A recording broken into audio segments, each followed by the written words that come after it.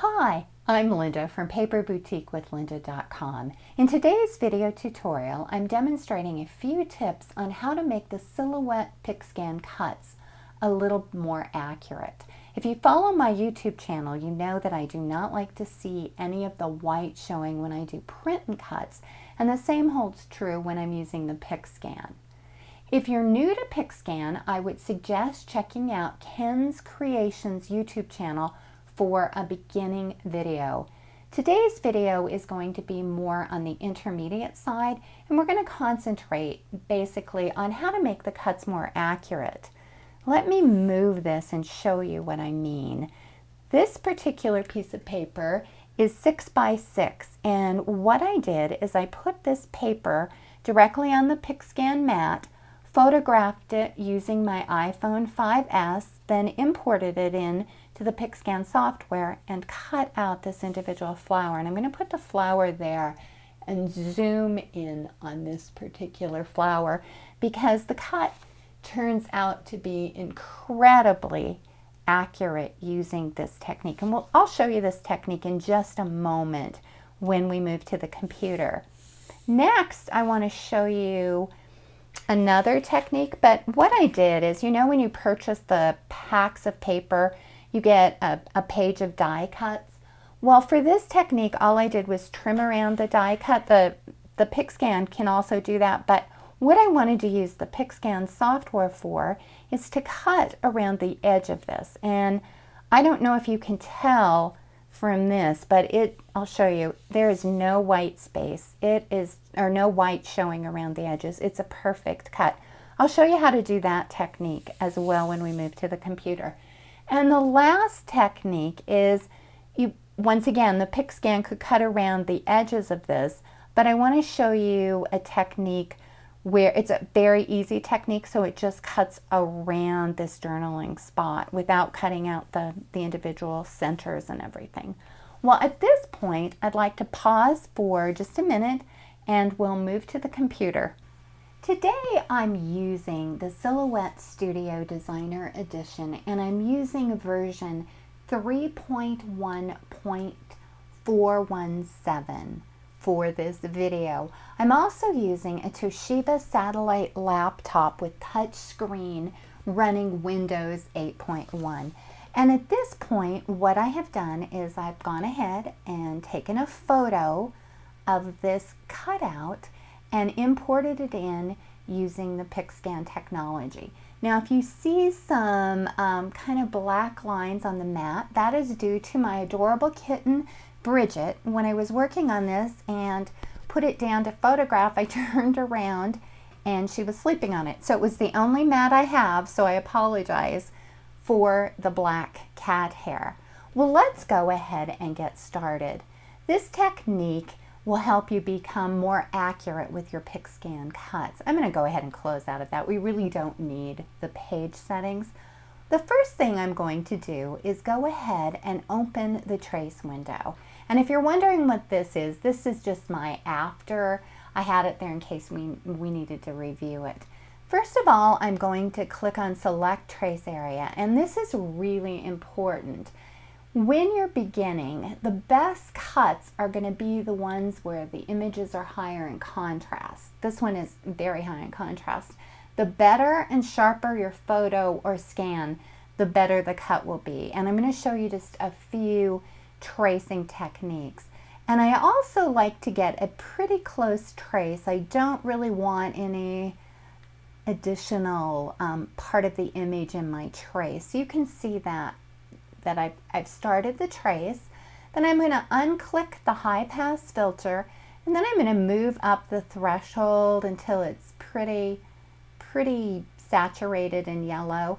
And then what I'm going to do, let me just zoom in so you can see this a little bit better, because this is a trick I learned. I'm going to take the scale now and go ahead and bring the scale down to like a 4. And if you notice, what that does is it gets the edges smoother. Let me show you. See, when you move the scale up and when you move it down, it gets a little bit easier. At this point, I want to make sure that I refer to this excellent video series, Tracing is key to using the PixScan accurately. And the tracing that you do for your print cuts is pretty much the same process that you're going to be doing for your PixScan.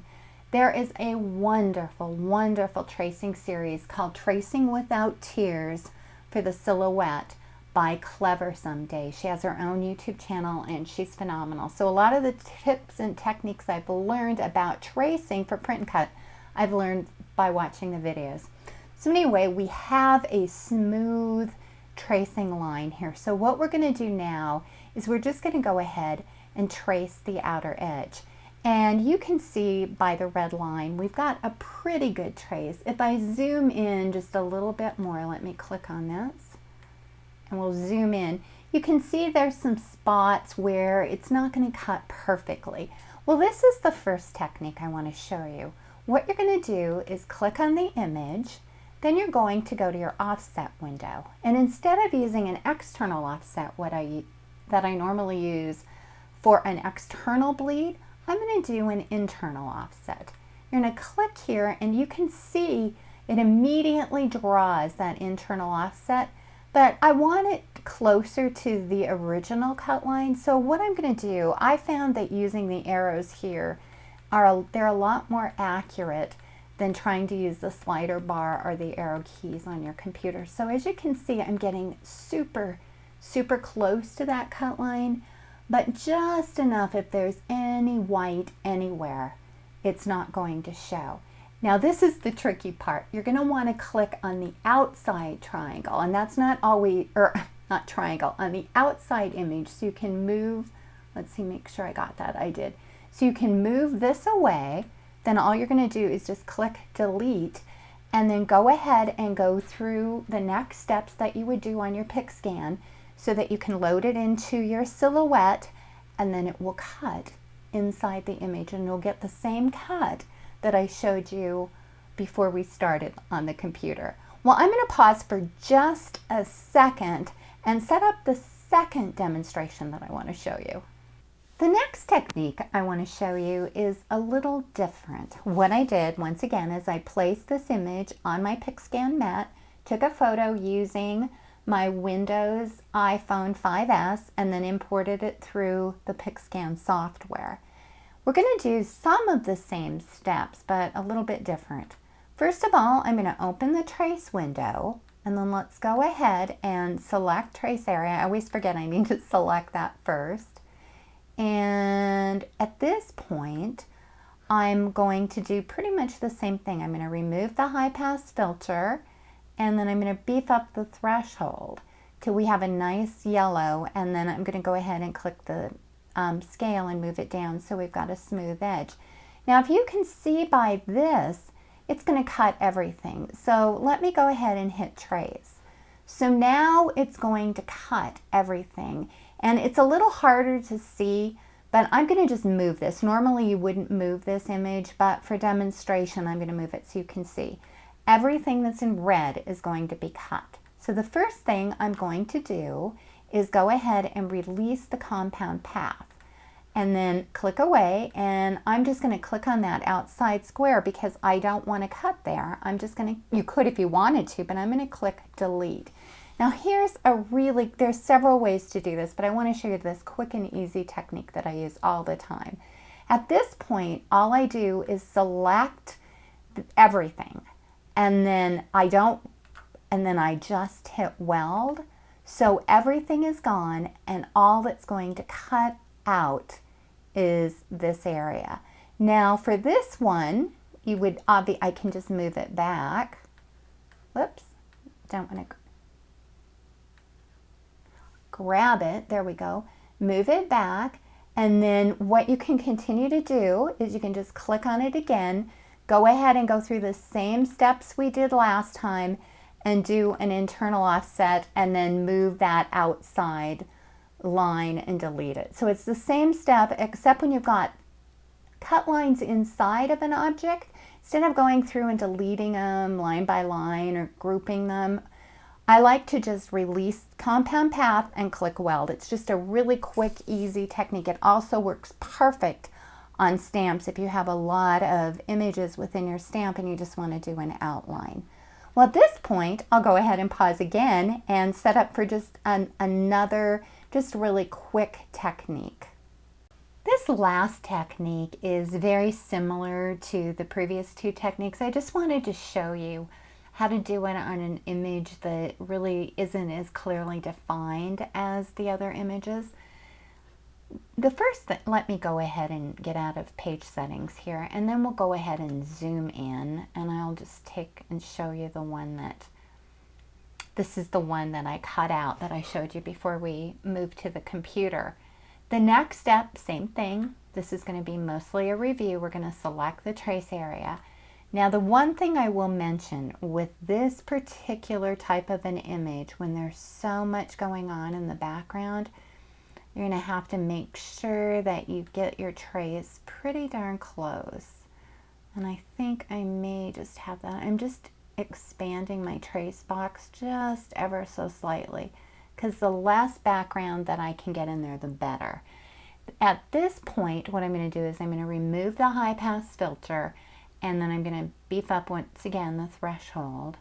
And you can see it wants to kind of burn out there, so you need to be a little bit more precise with the threshold, and you can use that. You can do that by using the arrow keys. It's a little easier to manipulate. And this is where the scale comes in really handy, and you can just go ahead and I think you can see that it's getting smoother. You know, I like to go to about a 4. Now in this case, what I'm going to do is just go ahead and trace the outer edge. And sometimes it takes a couple of tries with this because it wants to pick up some of that exterior. So at this point, I'm just going to click Trace Outer Edge, and then I'm going to go up to Line Color, and I'm just going to change it to black. And let's zoom in a little. It's really hard to see, but it didn't change to black. That's why. Hold on, and I'll click that again, and we'll go black. And then the next step is going to be to select it, and then we're going to do the exact same thing. I'm not going to bore you with that. We'll do an internal offset. But the one thing I want to mention about this internal offset is, if you noticed, this internal offset, because of the difference in the colors, started out being a lot further away. But I've still found that it's easier to control using these. If you start using this, it just goes a little wonky. So I like to just go ahead and bring it all the way up. And this is a good example. If you didn't do the internal offset, see how that you'd get some of that cream color. So then you'll go ahead and remove the original cut line, delete it, and you are good to go. Just go ahead and put your PixScan mat with the material into your machine and cut, and it's that easy. Well, I would like to thank you for watching, and please visit me at Paper Boutique with Linda for more projects and ideas. Bye-bye.